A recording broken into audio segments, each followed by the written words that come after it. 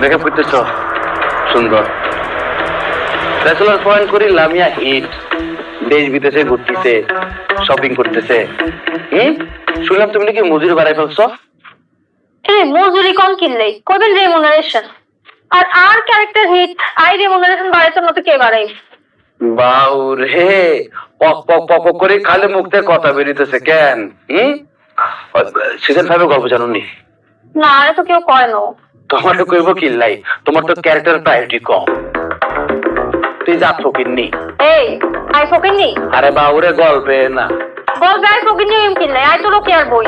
রোকেও তো যা ফকিন্নি। রোকেয়া ফকিন্নি?